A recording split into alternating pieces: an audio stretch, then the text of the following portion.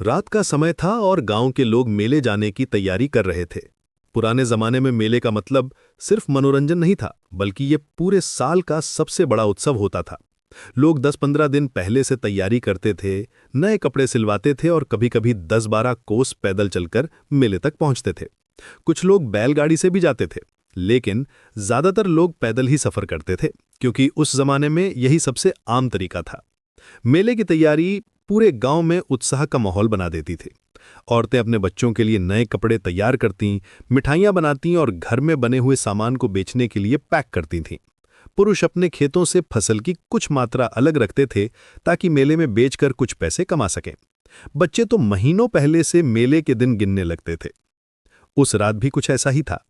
गांव के 5-6 लोगों का एक समूह मेले के लिए निकला था।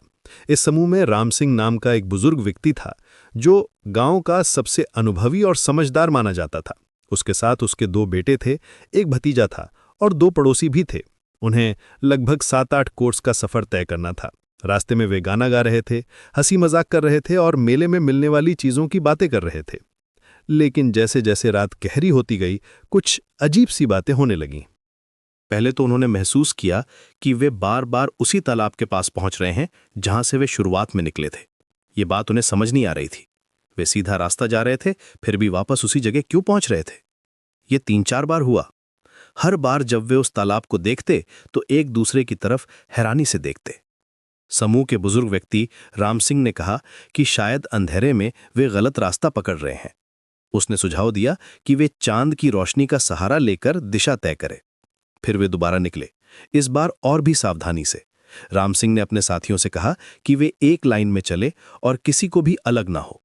लेकिन कुछ देर बाद उनके सामने एक और अजीब समस्या आई। रास्ते में एक छोटी सी नदी थी जिसे वे आसानी से पार कर सकते थे। ये नदी इतनी छोटी थी कि बच्चे भी इसे कूदकर पार कर देते थे। लेकिन जब वे वहां पहुंचे तो देखा कि नदी बहुत चौड़ी हो गई है, जैसे कोई विशाल नदी हो। पानी का बहाव तेज था और लहरें ऊंची उठ रही थीं। उसे पार करना असंभव लग रहा था। वे लगभग 10 मीटर दूर खड़े होकर सोच रहे थे कि अब क्या करें। पानी की आवाज साफ सुनाई दे रही थी, लहरों की आवाज कानों में गूंज रही थी। तभी समूह के एक व्यक्ति ने कहा कि वो आगे जाकर देखता है कि कहीं कोई पुल तो नहीं मिलता। जब वो वापस आया तो उसका चेहरा हैरानी से भरा हुआ था। उसने बताया कि असली नदी तो लगभग 100 मीटर दूर है और वो बहुत पतली है। यहां तो सिर्फ सरसों के खेत लहरा रहे हैं। हवा में सरसों के पौधे इस तरह हिल रहे हैं जैसे पानी की लहरें हों। ये सुनकर सभी हैरान रह गए। उन्हें साफ साफ पानी दिख रहा था, लहरों की आवाज सुनाई दे रही थी, लेकिन वास्तव में वहां सिर्फ सरसों के पौधे थे। राम सिंह की समझ में आ गया कि यहां कुछ गड़बड़ है। उसने धीरे से अपने साथियों से कहा, लगता है हम भुलौना भूत के चक्कर में फंस गए हैं। भुलौना भूत के बारे में पुराने लोग कहते हैं कि ये भूत लोगों को भटकाते हैं, उन्हें गलत रास्ता दिखाते हैं। ये शारीरिक नुकसान नहीं पहुंचाते, लेकिन लोगों को इतना भटका देते हैं कि वे अपना रास्ता भूल जाते हैं। कई बार लोग पूरी रात भटकते रहते हैं और सुबह होने पर पाते हैं कि वे अपने घर से बहुत दूर किसी अजनबी जगह पर खड़े हैं। राम सिंह ने अपने बचपन में अपने दादाजी से ऐसी कई कहानियां सुनी थीं। किसी तरह वे आगे बढ़े और कुछ देर बाद एक बड़े बगीचे के पास पहुंचे। ये बगीचा बहुत विशाल था। जहां तक नजर जाती थी बस पेड़ ही पेड़ दिखाई देते थे। वहां उन्हें मेले की आवाजें सुनाई दीं। ढोल नगाड़ों की आवाज, लोगों की चहल पहल, दुकानदारों की आवाजें, रंग बिरंगी रोशनी दिख रही थी, दुकानों की कतारें लगी थीं, झूले और खेल तमाशे के साधन भी दिख रहे थे। वे खुश हो गए कि आखिरकार मेला मिल गया। उन्होंने सोचा कि शायद भुलौना भूत का चक्कर खत्म हो गया है। लेकिन जैसे ही वे मेले में घुसे, उन्हें कुछ अजीब लगा। दुकानदार बहुत अलग दिख रहे थे। उनके चेहरे साफ नहीं दिख रहे थे, जैसे धुंधले हों। कुछ दुकानदार बहुत लंबे थे, इतने लंबे कि उनकी गर्दन ऊपर तक नहीं दिख रही थी। कुछ बहुत छोटे थे, जैसे बच्चे हों, लेकिन उनकी आवाज बूढ़े आदमी की तरह थी। उनकी आवाजें भी अजीब थीं, कभी बहुत तेज, कभी बहुत धीमी।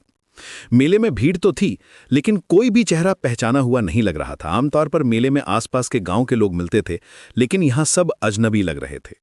ये मेला बहुत बड़ा था, लगभग 2-3 कोस के क्षेत्र में फैला हुआ। यहां एक बात समझने वाली है कि पुराने जमाने के मेले महीनों तक चलते थे और बहुत विशाल होते थे। लेकिन ये मेला कुछ और ही था। यहां की दुकानों में अजीब चीजें बिक रही थीं। कुछ दुकानों में ऐसे फल थे जो कभी देखे नहीं गए थे।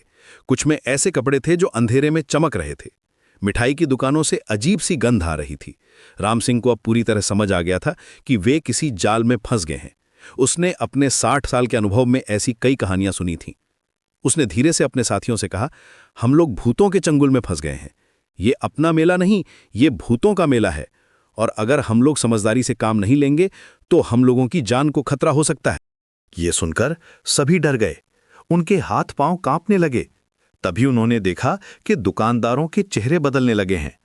कुछ के चेहरे बहुत डरावने हो गए, आंखें लाल हो गईं, दांत नुकीले दिखने लगे।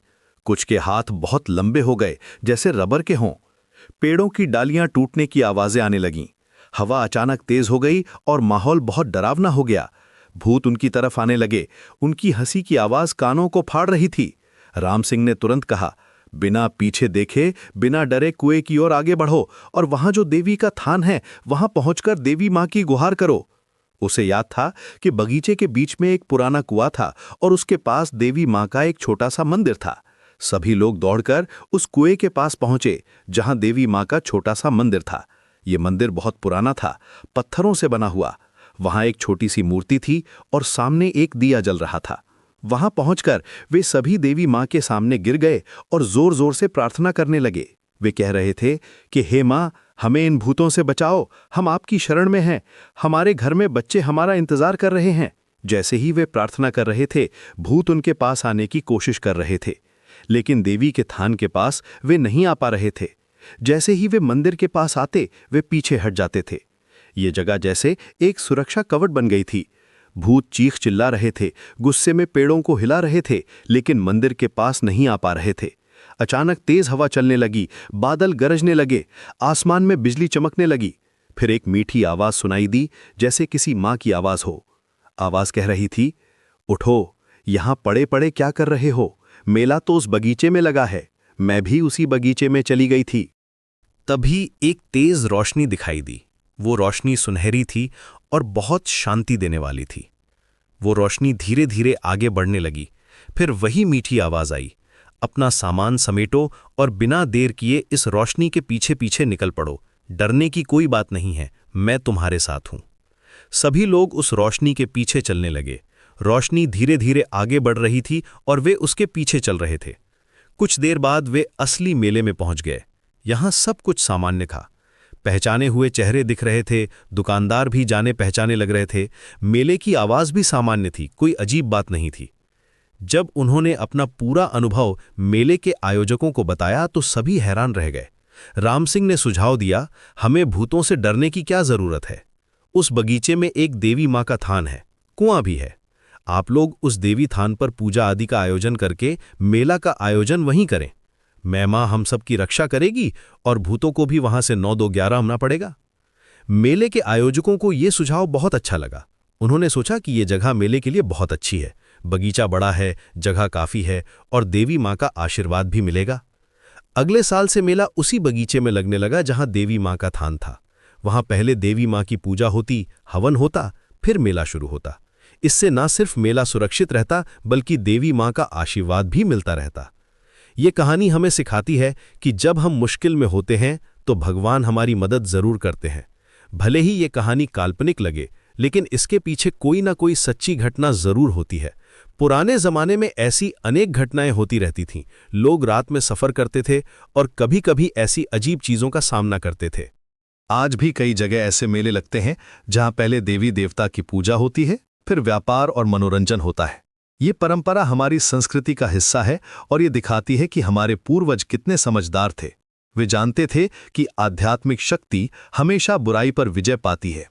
वे ये भी जानते थे कि अकेले में या रात के समय यात्रा करते वक्त हमेशा भगवान का नाम लेना चाहिए। इस कहानी से ये भी पता चलता है कि डर के समय में एकजुट होकर और भगवान पर भरोसा रखकर हम किसी भी मुश्किल से निकल सकते हैं। राम सिंह और उसके साथियों ने हिम्मत नहीं हारी, एक साथ रहे और देवी मां की शरण में गए। देवी